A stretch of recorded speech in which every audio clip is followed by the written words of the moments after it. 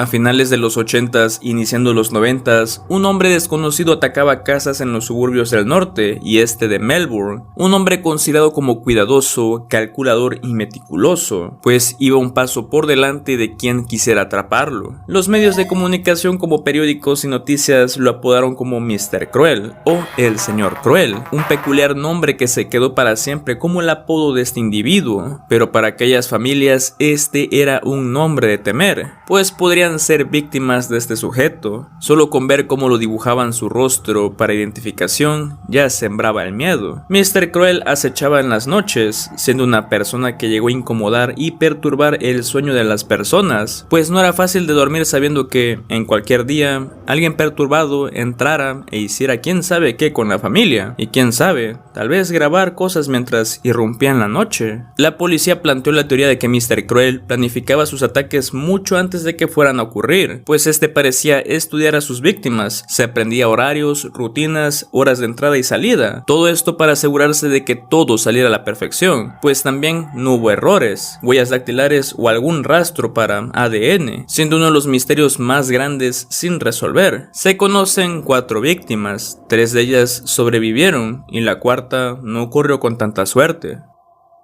Primer ataque, Lower Plant, agosto 22 de 1987.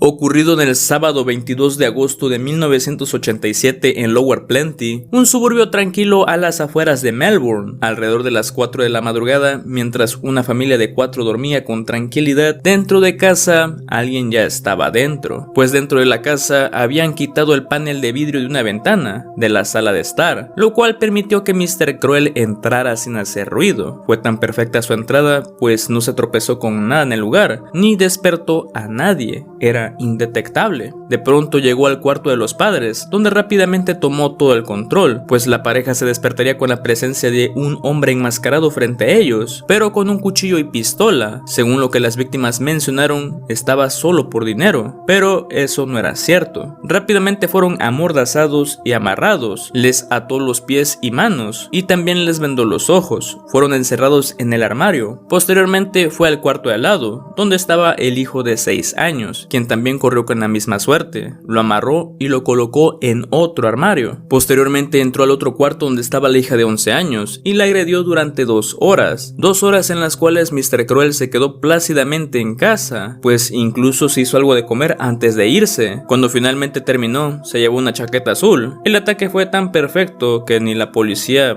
contaba con algún rastro, huellas o algo, no tenían nada, y este incidente fue el único hecho en 1987, pues no hubo otro más hasta el año siguiente.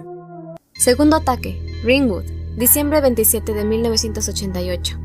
El segundo ataque ocurrió en Ringwood justo el 27 de diciembre, días después de Navidad, donde muchas familias permanecían en casa, pues son fechas festivas, casi para dar cierre al año. Las víctimas fueron la familia Wills, quien cuentan que esa noche fue otro día normal, y se fueron a dormir sin esperar que alguien fuera e irrumpiera en la noche, pues John Wills, el padre de familia, se despertó, pero sintiendo un frío metal contra su cabeza, y escuchó una voz diciéndole: "No te vayas a hacer el héroe". Tal como el primer ataque, ocurrió lo mismo. Mr. Cruel había regresado e hizo lo mismo, amarrar a los padres de familia primero, solo que ahora fue más diferente, pues ahora utilizó un alambre de cobre para amarrarlos y cortó las líneas de teléfono. Posteriormente entró al cuarto de las 4 hijas de la familia, se quedó un rato observando y luego le gritó el nombre a una de ellas, Sharon Wills, de 10 años. La amarró, la amordazó y la sacó de casa. Se llevó algo de ropa con él y desapareció, así como llegó en esa misma noche. Los padres tardaron como 15 minutos para liberarse, minutos que se sintieron eternos, pero ya era demasiado tarde, y en las próximas horas al amanecer ya había un grupo de búsqueda, pero no encontraron a Sharon Wills. Una mujer fue testigo de este acontecimiento, pues justo después de la medianoche, esta mujer vio algo en una esquina de la calle, algo pequeño a la distancia, pero que estaba envuelto en bolsas de basura. Eso pequeño era Sharon. La familia fue a dar con ella y estaba viva afortunadamente, pues ya intuían lo peor. Sharon Wills, a pesar de todo, estaba calmada, llamada. Le dijo a la mujer su nombre y también le habló sobre que un hombre la había dejado ahí. Mr. Cruel le dio instrucciones sobre que fuera a un teléfono cercano y llamara a casa, cosa que no pudo hacer. En su inocencia, la pequeña Sharon no sabía que fue momentáneamente secuestrada, y cuando la policía llegó, no lograron encontrar nada nuevamente, y la única pista que tenían era lo que Sharon les contó, pues la niña dijo que Mr. Cruel, antes de dejar la casa con ella, la había bañado de cuerpo completo, le cortó las uñas y cepilló los dientes, y la niña mencionó que Mr. Cruel no dejó evidencia de nada, hasta las uñas cortadas se llevó, todo de una manera muy calculada. Una vez más, un paso por delante de todos. Tercer ataque, Canterbury, 3 de julio de 1990. Para este punto la gente conocía la leyenda de Mr. Cruel, un hombre perturbado cuyas intenciones maliciosas podrían apoderarse de una mala noche en la casa de cualquier persona, pero a pesar de saberse esto, no hacía más fácil el identificarlo, pues aún no se sabía con exactitud cómo operaba, pues se decía incluso que podrían ser dos los implicados, rumores que solo hacían más grande el asunto. Durante la noche del 3 de julio de 1990, Brian y Rosemary Linus estarían celebrando una fiesta de despedida, pues la familia pensaba regresar a su antigua casa en Inglaterra, por lo que pensaron que sería una buena idea dejar a sus hijas solas en casa. Total, ¿qué podría pasar? Fiona Linus de 15 años y Nicola Linus de 13 años fueron dejadas en casa un par de horas. Un rato después, siendo aproximadamente las 11:30 de la noche, un hombre enmascarado irrumpió en su dormitorio y las despertó apuntándoles con un arma, y le ordenó a Nicola que buscara su uniforme escolar, mientras sujetaba a Nicola desde su cama. Luego Mr. Cruel le diría algo a Fiona, pues le dijo que escuchara atentamente antes de irse, pues le daría el siguiente mensaje a su padre: quiero $25,000 para que regrese a Nicola sana y salva. La policía llegó después, pero se dieron cuenta de una incongruencia bastante grande, pues no había forma posible de pagarle a Mr. Cruel. No había ningún lugar donde dejar el dinero o cómo hacer contacto con él. Y a comparación del caso anterior de Sharon Wills, Nicola no fue regresada de forma tan inmediata, no fueron cuestión de horas, ni siquiera al día siguiente. Pasaron 36 horas después del secuestro cuando el padre de la niña, Brian Linus, salió a dar una conferencia por televisión pidiendo el regreso de su hija, que por favor la regresaran, y declaró que estaba dispuesto a pagar y cumplir con lo que se pidiera. Brian Linus should have been preparing today for his daughter's 14th birthday. Instead, he was appealing for her safe return. We'd just very much like to have Nikki back with us, obviously. Can't wait to have her back with us. Pero Mr. Cruel solo pidió dinero, pero ninguna forma de cómo hacerlo llegar. Nicole habría de cumplir años, siendo su cumpleaños número 14, siendo encontrado justo ese mismo día. Habían pasado justamente 50 horas después de que fue secuestrada, siendo encontrada el 6 de julio. Y al igual que la niña Sharon Wills, Nicole estaba arreglada, con los dientes cepillados y entregada limpia antes de ser liberada, y como es de esperarse, no había evidencia alguna o rastro de Mr. Cruel. El secuestro de Carmaine Chan, abril 13 de 1991.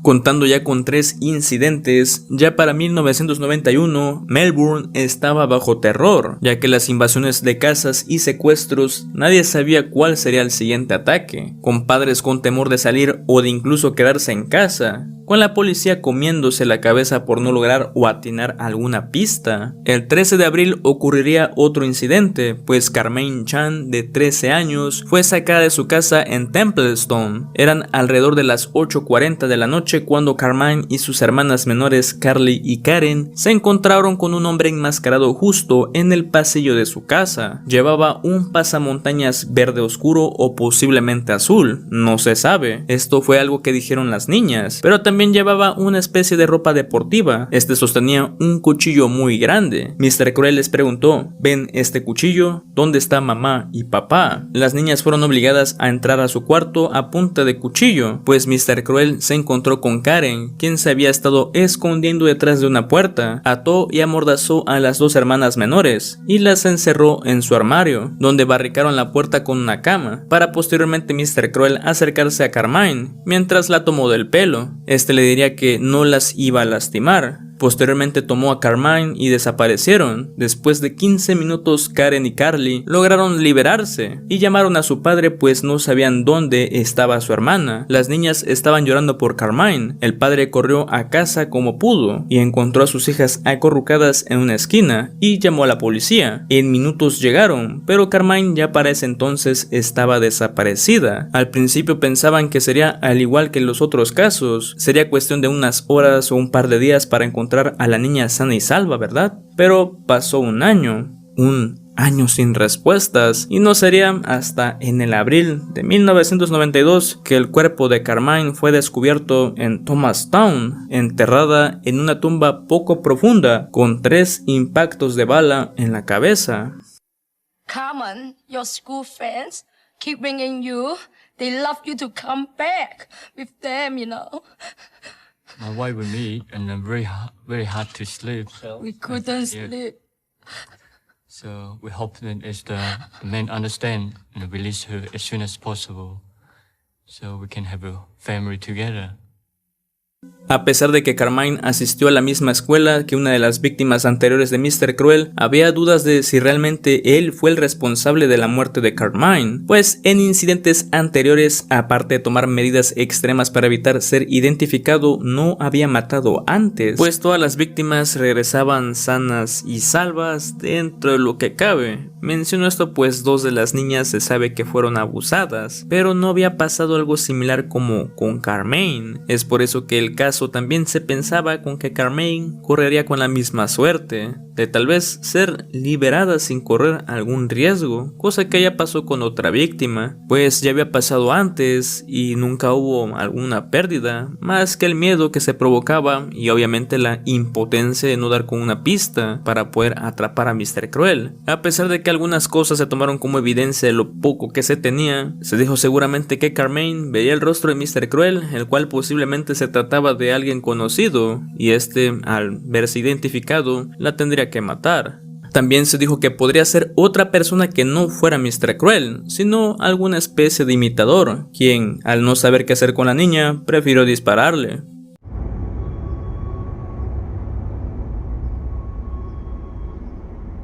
La pérdida de Carmine Chan marcó el final de los ataques de Mr. Cruel, ya que después de este incidente no hubo ningún otro, ni se reportó otro acontecimiento similar. De un día para otro, Mr. Cruel desapareció. Sea quien haya sido Mr. Cruel, ya para 1991 era imposible de rastrear y difícil de identificar. Un hombre que planeó el más mínimo detalle, con una precisión aterradora, con cálculos exactos, se salió con la suya. Es entonces que la policía se planteó que todos estos incidentes debieron ser también previamente meditados para ser filmados. Los detectives sospechaban que Mr. Cruel habría de grabar sus crímenes para fines privados y perversos, incluso tomando fotos antes de qué es lo que haría. De ser verdad, no solo sería uno de los casos criminales más infames que se conocen, sino uno de los materiales perdidos más horribles y que seguramente tendrían alguna pista para finalmente resolver quién es finalmente Mr. Cruel. Los investigadores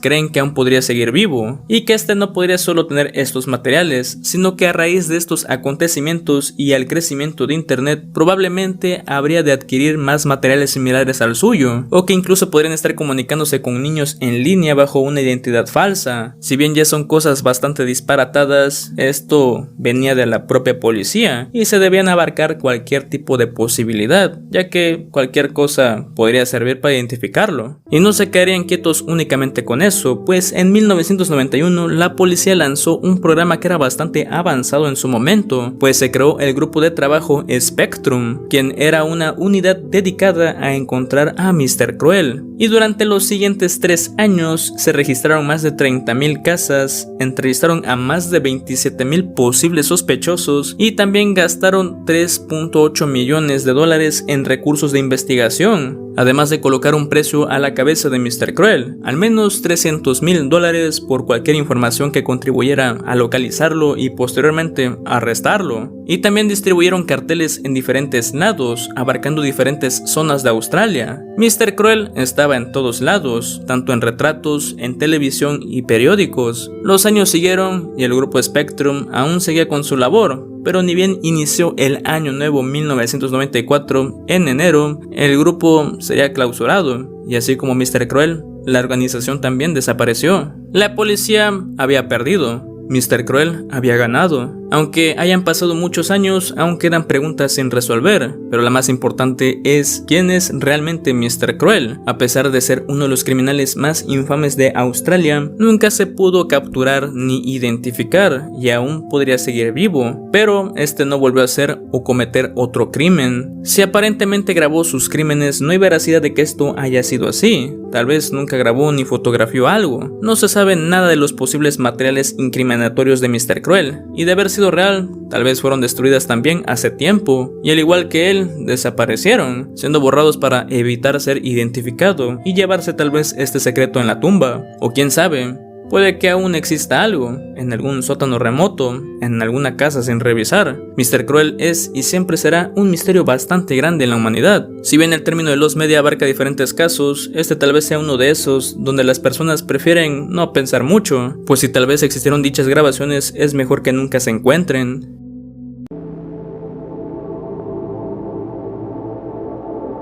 Pero nos pasamos a años más modernos, pues hace 5 años atrás, en el subreddit de Mr. Cruel, llegó alguien con una historia un poco peculiar, la cual es la aparente hija de Mr. Cruel. Como es una publicación bastante larga, solo tomaré algunos fragmentos importantes.